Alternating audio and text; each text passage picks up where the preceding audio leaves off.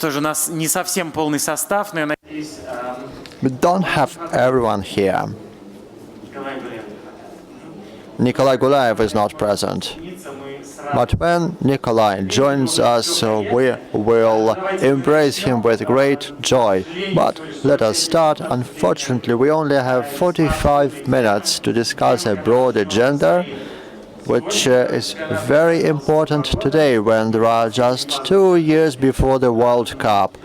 We are entering the final preparation stage, and we know what a World Cup is. Maybe we need to transform cities because of the World Cup, giving a new impetus to the development of a city economy, city landscape, and full transformation of entire areas of cities. But recent experience shows that this is not a guarantee. We've discussed Brazil's example with my colleagues 2 years ago. There was a World Cup held there, and most stadiums, including in Brazil's capital, are not used at all. Another example is Warsaw, where there is a similar situation.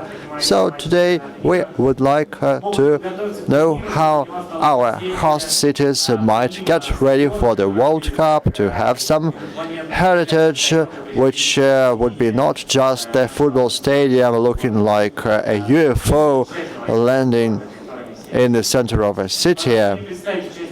Let me introduce the discussion's participants, after which we will move on straight to their comments. Now everyone is here. Then I start the introduction with Nikolai Gulaev, First Deputy Head of the Department of Physical Culture and Sports of Moscow. Also with us today is Alexander Georgiadze, Director of the Department for FIFA Communications and working with the state bodies of the Organizing Committee of Russia 2018. Nail Ismailov, Vice President, Football Club Spartak. Another VIP guest, Anatoly Pakhomov, Mayor of Sochi, a host city for the World Cup. And also here with us today is Dalia Safiulina, partner of the Strelka Design Bureau. Thank you, colleagues, for finding the time to take part in our session.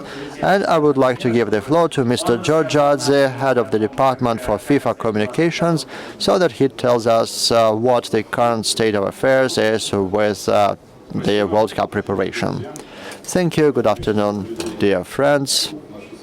It's great that there are so many people at our session who are obviously sincerely interested in the World Cup.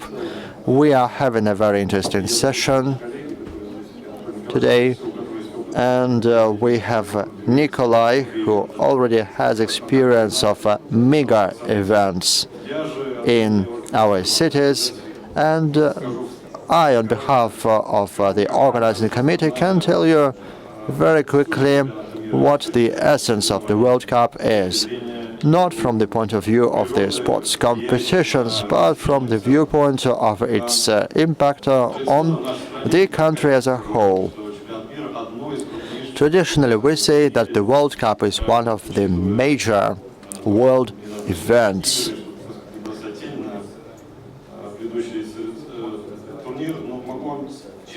We are reminiscent of the Olympic Games, but I can actually tell you that the World Cup is the most large-scale sports event in the world, a regular event.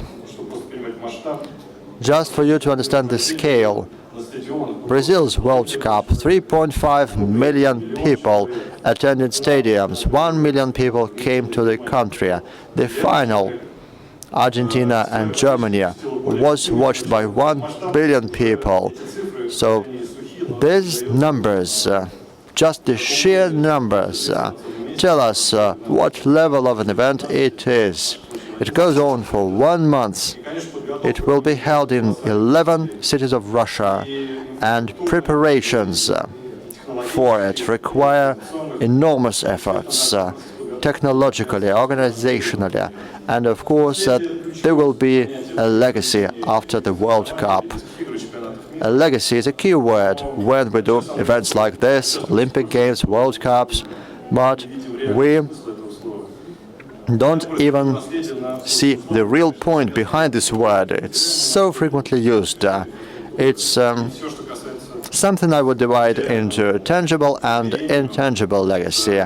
The tangible legacy is the stadiums, and the intangible legacy is the development of new competences and so on. And I believe that the World Cup will be a new step forward for our country, and its potential will be implemented. Of course, it all depends on all of us. We cannot guarantee the full success of all the projects involving infrastructure, social development, but in this case, this is a chance that is given to our country, to our cities, and we need to take use of it. Very briefly about both aspects. If we talk about infrastructure, this is a stadium. You know that the World Cup will be held on 12 stadiums. This is all part of a federal target program issued in 2013. 617 billion rubles is the amount of that program, and more than half of it, for you to understand the ratio, more than half of it goes to infrastructure. Not stadium infrastructure, not sports infrastructure, not hotels, but transport. And it's very indicative, because transport is something that brings a country together, something that makes it vibrant, something which serves for decades after the event. More than 11 airports are being either built or built from scratch. There are also transport hubs, which are also part of this legacy, which will be used efficiently. As for the stadiums, that's one of the most interesting but controversial points. I'm familiar with the notion called white elephants. There are quite a lot of them. For example, there was a very popular tournament in South Africa in terms of political positioning. It was like a tradition that was being revived, and really nice stadiums were built. For example, in Cape Town, according to the most state-of-the-art technologies. But this stadium is not being used today, and there are talks about closing it down. So we need to avoid this. And when planning and constructing, we need to plan forward to avoid this. I believe that we are following the right path. When we started this World Cup bid, it was 7 years ago, we moved around the entire country and talked about building stadiums for 50 to 60,000 people. But as we started to think about it, we understood that some stadiums might be loss-making, which resulted in certain political and economic decisions. We even approved the capacity of certain stadiums with FIFA. For example, in Yekaterinburg, there will be only a stadium for 35,000 people. And we believe that as a result, infrastructure will not be excessive. It will not be some kind of negative legacy. It will be used. And I think there are quite a number of prospects with respect to intangible legacy. For example, new jobs, new competences, the hospitality industry. All the hotels will have to go through mandatory certification, which is not just about boards with the number of stars, but without personnel training at those hotels, with new social practices such as barrier-free environment for people with disabilities, the introduction of the notion inclusivity in Russia. And we promise that there will be the most up-to-date Wi-Fi connection at all the stadiums.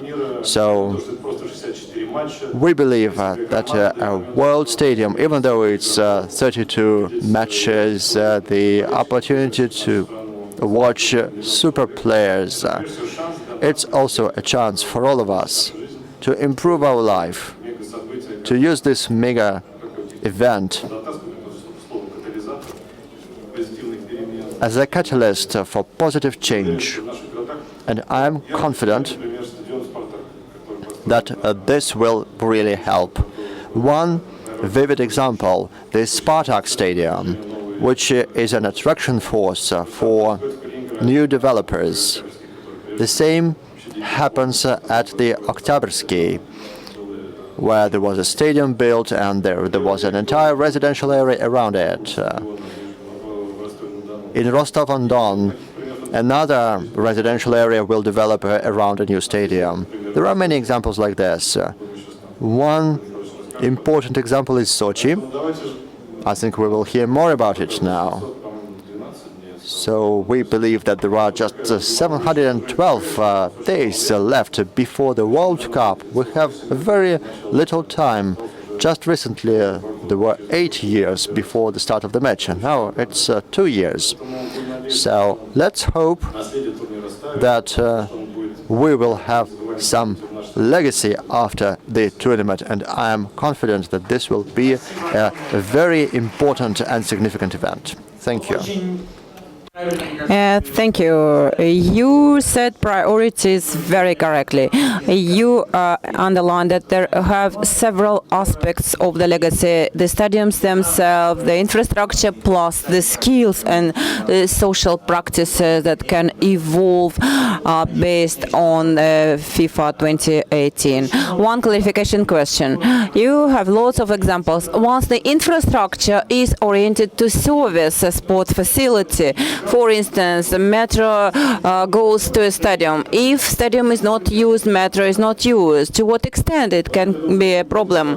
I don't think we will have such a problem in Russia. It's a good question, by the way. Indeed. And for 2018 World Cup, we do not request to build anything that is not used later on by the country.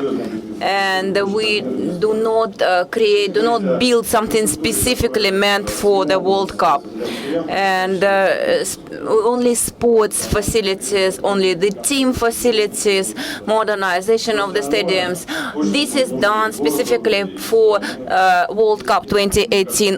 The rest will be utilized for sure. We don't do such costly projects just for the World Cup. Let's move to the city that hosted a remarkable sport event. The floor is given to Anatoly Pakhomov. Tell us, please, what do you do to prepare for the World Cup 2018, and what do you do to ensure legacy? Hello, everyone. Now we are in a step. We are just right by closing to the finish, and Sochi is in a better position because we already experienced the most of our infrastructure more or less ready to host another mega project. I mean, Sochi 2018 project was fully implemented and now ensures all the accommodation requirements. We built 49 hotels on top of what Sochi already had, considering Sochi being a tourist center. And of course, we had a number of hotels even before that. And currently, we have 35,000 hotels in Sochi, and they can provide accommodation for 120,000 tourists. So we're fully meeting requirements coming from FIFA. And accommodation facilities are certified, they are of good quality. As far as security and safety is concerned, you know, we accumulated lots of experience. And situational security center, safe city, we have a road traffic organization center, and so we have 6,500 surveillance video cameras. It's a lot for our city. And back then it was a challenge. Now we have it as a good legacy from the Olympics. And you know, Sochi, one of the best cities, the safest city. And as per our guests and visitors' opinion, we have very convenient logistics prepared specifically for the Olympics. We don't need to build roads, flyways, and bridges. They are already there. The infrastructure is fully operational. And today you can see a very powerful example. The sport, via a mega sport project, we can change life for the better. Before Olympics, we hosted 3.8 million tourists. Currently, we are hosting 6.2 million tourists, and so this dream is true now. And we are operating all year round now. This dream is now true. Due to Olympics, we have such facilities as climate resort areas, mountain, alpine resorts. They're very much on demand, and the government is even expanding these alpine resort areas.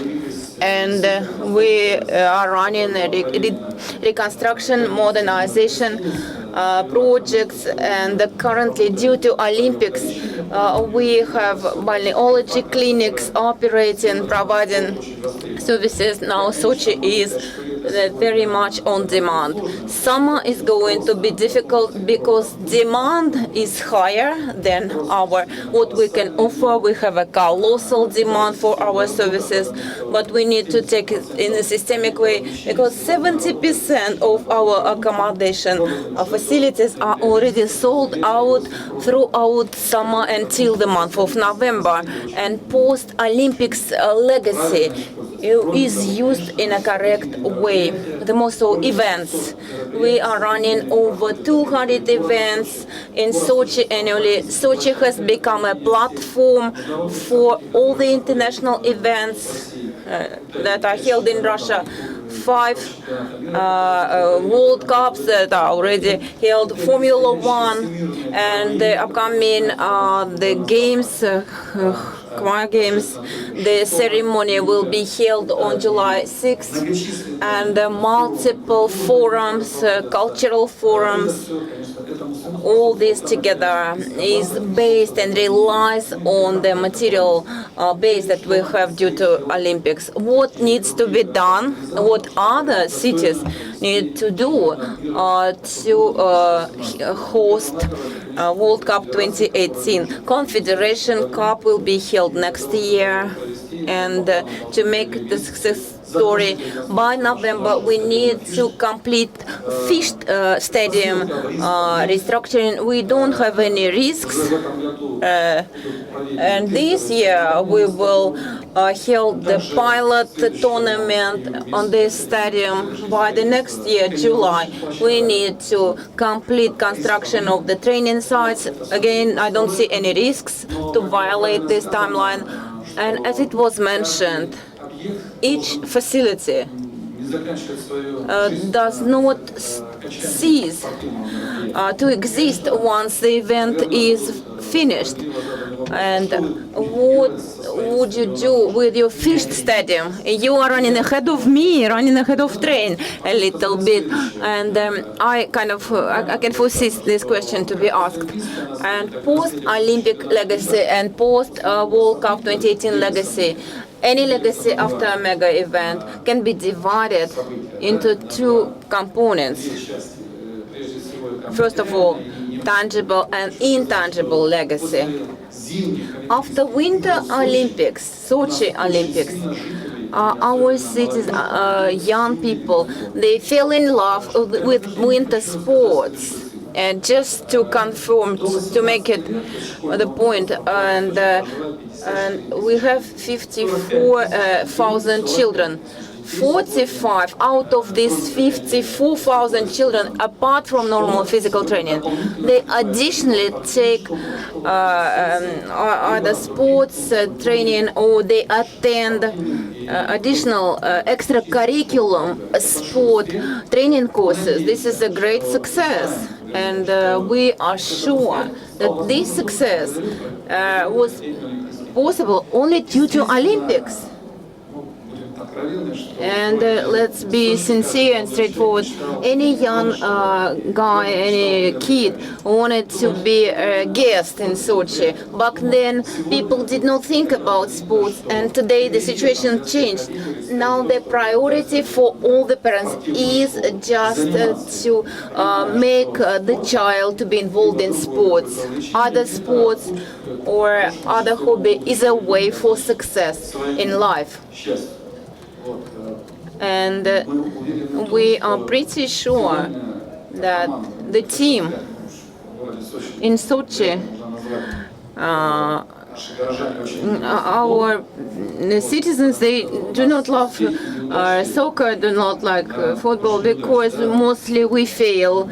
We are not winners, mostly we are losers. And our Žemčūžina football club mostly fails, they do not win. And for the fans and for the sportsmen, there is no progress so far. In Sochi, we decided that we found head of this football club, and it is gaining momentum. And the post-World Cup 2018, what we want to have is Sochi football, Sochi soccer team playing in a Premier League. I believe this is a doable task. So Fish Stadium will get its own team. In the same way as our Ice Palace found the owners, we have a hockey club, Sochi, and they rejoice our Sochi residents, and also the Ice Freestyle Palace has found the owners. Now it's very much on demand, this Ice Palace, and they implement Elijah Averbuch show and Evgeny and other figure skaters and sportsmen. They want to utilize, take advantage of these facilities. It is not fair to say that facilities are not being used. We even have a competition for these facilities. Our experience that we gained already will enable us. And we will have 45 seat stadium, 45 visitor stadium, 45,000. And so everybody wants to build up to 90,000. And then they ask what to do with such a big stadium. And I believe we were worried. We worried about 12,000 visitors, sports palaces, and even a curling private hall. We never thought that this curling facility will become a purely sport facility, and we thought the investor will demolish it and later on build something that brings money. But the curling hall is still there. Curling thrives in Sochi, and you know, Russian curling team is performing well, considering this is a young sport for Russia. Everything will be fine. So, very interesting. We want to apologize. I just have to interrupt you. Thank you for your intervention. And you're just reading my thoughts on Fish Stadium. And the floor is given to Nikolai Gulaev. Maybe we can draw some connections between what is happening in Sochi and Luzhniki Stadium. Hello, friends. I don't want to make any connections apart from Moscow back in 1980 and Sochi in 2014 hosted Olympic Games. The difference is that in Sochi, it was Winter Olympics. In Moscow, it was Summer Olympics. And another comparison that can be done, this central platform, it will be Luzhniki complex. It is celebrating 60th anniversary this year. Is also fully ready to host World Cup, the central matches, the opening and the finals, of course, final play. Due to the urban planning efforts and this stadium represents a unique technical structure, engineering structure. The uniqueness is about that we managed to retain the historic image of this stadium. Facades remain the same, but the insides are in full compliance with FIFA requirements and is ready to host matches of such high level. On top of it, the uniqueness of the location of the stadium. It is located in a historical place, Luzhniki, and even though the construction is not there, this is a sport territory. Multiple people, they can play, they can do sports they like, and once the restructuring is finalized by 2017, I believe this is going to be the best sports facility not in Russia but across the globe. And on the legacy, what will happen post FIFA 2018 World Cup? Correct me if I'm wrong, Luzhniki, the big sport arena, will become the major for domestic football team matches. Thank you. Let's stay in Moscow, and I would like to give a floor to Nail Ismailov. Nail is a vice president of Spartak Club, and we know the uniqueness of Spartak is that around the stadium, development of Spartak is not limited by the stadium. The entire territory, entire district is getting developed. Please share on this experience and what are the lessons that can be learned by other cities. Colleagues,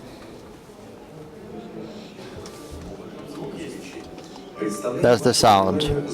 Dear Muscovites, please look at the hallmark project of development of the former territory of the Tushinsky airfield. Tushinsky airfield was created in 1935. It was involved in the Second World War. Then it was used for military purposes up to the 1960s. It started growing after that, but then it stopped operating because it was close to the growing city.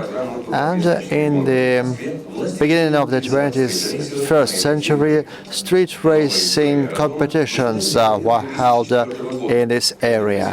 The new history of this airfield started in 2004 when President Putin launched a decree on building the Spartak Stadium here. The first stone was put in 2007, and in 2010 it was part of the Russia's winning bid for holding the World Cup in Russia. Spartak is one of the host stadiums, and from now on, the construction of this stadium is becoming an issue of national importance. It should accept the guests at world standards. Along with the stadium, before the 2018 World Cup, transport and hotel infrastructure has to be built with the training camps and hotels for athletes. All of this was the starting point for a new concept for building an area around Moscow dense with infrastructure, with a lot of public spaces. It will then become an area for active rest of all Muscovites. So this is a new micro-district of Moscow, which will make this area really vibrant. It is in full harmony with natural landscapes, with the gardens, parks along the Moscow River. Here, anyone can jog or walk in a pleasant company. There will also be beach areas, volleyball courts, sports leasing equipment points. And furthermore, there is also a program under which the Moscow River will become a central street of the city by 2035. This will be part of a health and sports development program.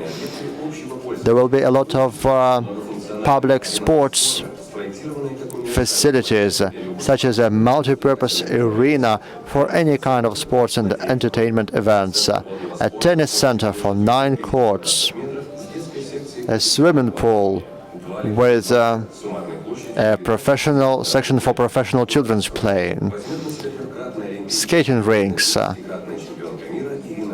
Irina Rodnina, a world champion, will be in charge of that. There will also be several gyms where the local residents will be able to have a nice time. There's also a kindergarten and a school with a sports focus. There will also be other sports facilities, such as a car sports center, including for the youngest residents. Young pedestrians and future car drivers will learn the basics of road safety there. There will also be a special football cluster, that is an ultra-modern stadium called Arena Discovery or Открытие Arena, which is already ready to host the World Cup in 2018. A training camp will be built for the championships participants, and Children's Football Academy will be located in the same place where some Russian stars, football stars, are going to emerge. All these facilities require a developed transport infrastructure. The most convenient mode of transportation is the metro. Last year, the Moscow metro station Spartak was opened, and that's only a beginning. Some other events and measures are going to be taken to reduce the load of the local motorway, and near the Tushinskaya metro station, a hub will be built for that purpose close to the Spartak Stadium. And also there will be convenient parking lots for cars just near the metro station. There are also construction projects going on around the Volokolamskaya motorway. Without traffic lights, there will be 4 new overpasses built. The first one will be completed very soon. Along with that, there are plans for 30 public places, such as 9 kindergartens and 5 schools. There will be more than 7,500 children attending those schools and kindergartens. There will also be facilities for mandatory medical insurance. There will also be playing zones, cafes, and people will be able to have a great time there. 9,000 new jobs will be created, mostly in a special park which is called Roster, which has the potential, which includes the potential of the company Russian Technologies, and that's a great platform for innovative development. Of course, residents are a key focus here, which is why residential areas will be built with a different number of floors that will reduce closer to the river. In the yards, there will be kindergartens, schools, and playgrounds. This will be a comprehensive environment for walking, rest, and life. Furthermore, there will be a unique place here for excellent life, and this will be a dream of thousands of people living, walking, and resting in the same place. Welcome to Tushino. That's a very impressive story, and I would like to ask you the following. Of course, we cannot expect all the host cities to have such a large-scale construction. So based on your experience, what lessons can we learn from here so that stadiums in the Russian host cities are more than just concrete boxes? We already live in the mode of legacy that everyone is talking about. We already have that legacy.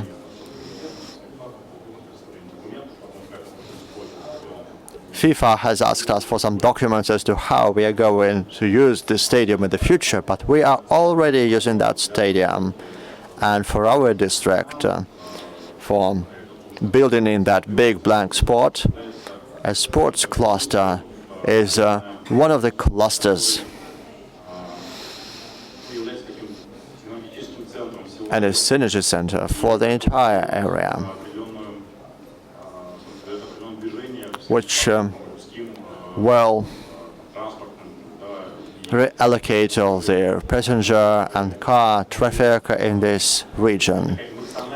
So this is a kind of emotional component for the entire life here in a separate district. It's just 166 hectares. It's not a big area. But what I would like to point out is that we are talking about life being great there, about us moving forward to the World Cup.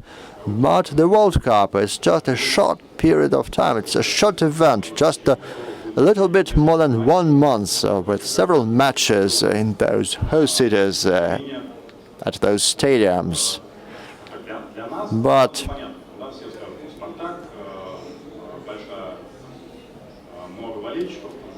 for us, the situation is better. The Spartak Football Club has a lot of fans, about 10 million fans in Russia. Every seventh fan is loyal to the Spartak brand. But let's go to the regions where stadiums are being built, where they want to build something else as well. We believe that stadiums are the starting point for further development of areas.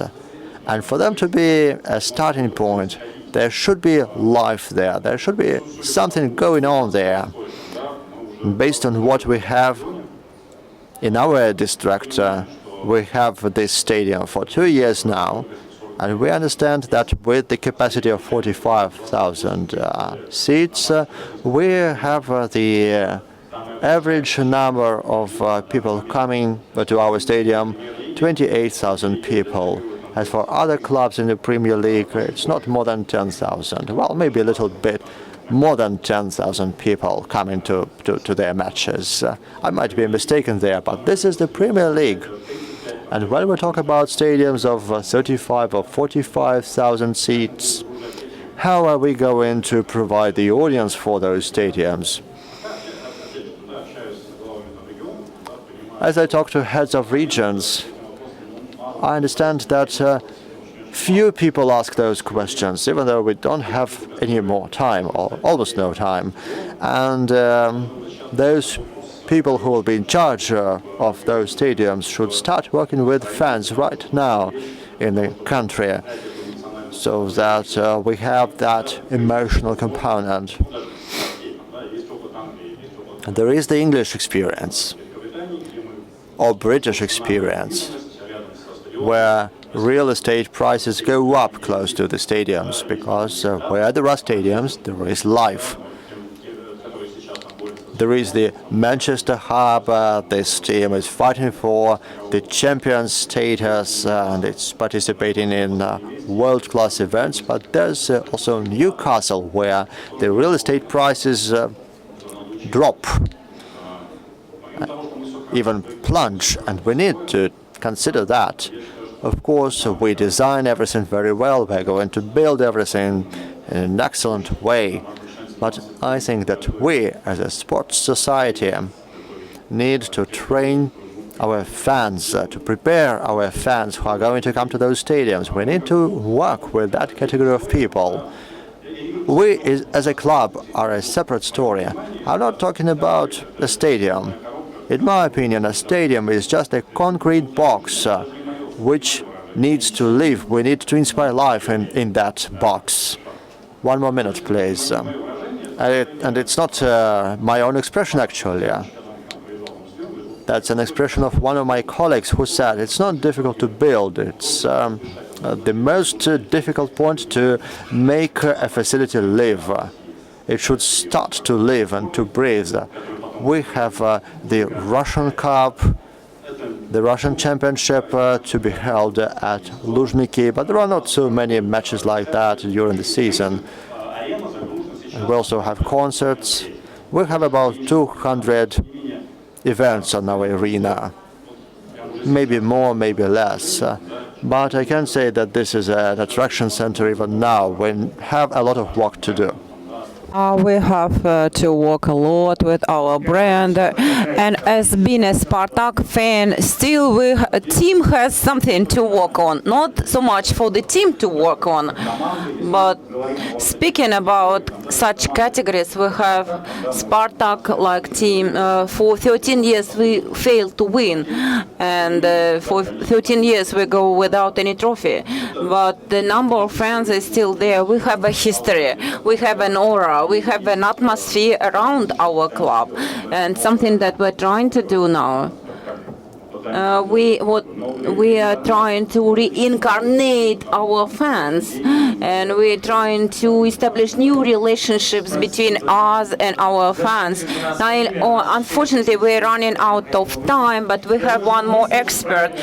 This is a very right idea, that the stadium doesn't mean anything if there is no life breathed in the stadium.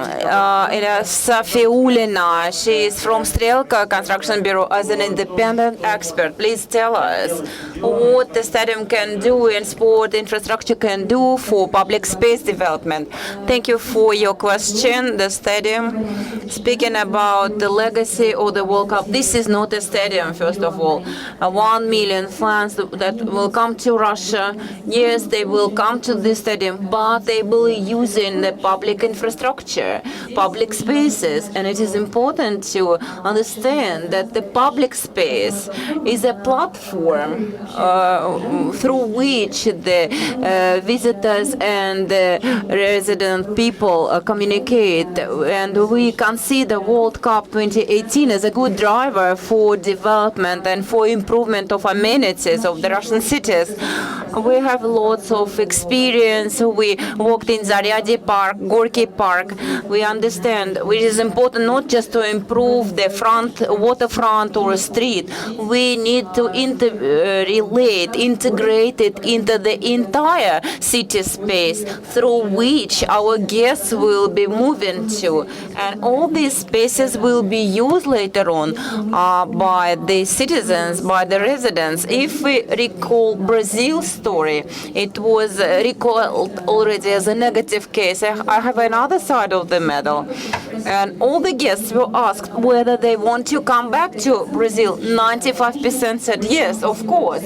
And the more so, we want to advise it to our loved ones. This is the key challenge for the Russian cities.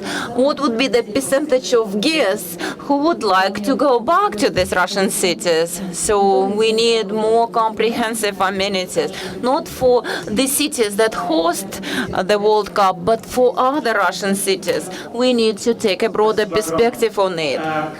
Colleagues, unfortunately, we don't have any time for Q&A session, and I want to wish the forum organizers to give us more time for discussions. Let me summarize a little. And we identified a number of important points. The legacy of World Cup is a comprehensive thing. It goes beyond just the use of a stadium. This is an infrastructure. This is how this infrastructure is going to be used later on.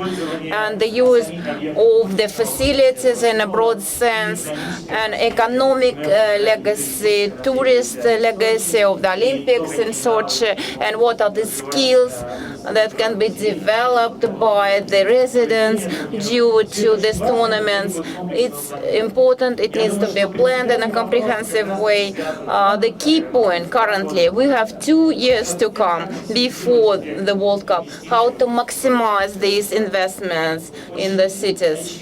And the pivotal topic, how to breathe in life to these stadiums, how to use them, how to make a countdown to transform entire cities and areas. I believe the key point for the host cities is about that.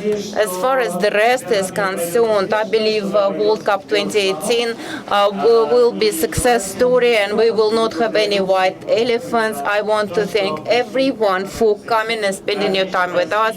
I was asked to inform you that the next session will begin 3:45. It will be personal service in megapolis, how Moscow transportation changes. Thank you.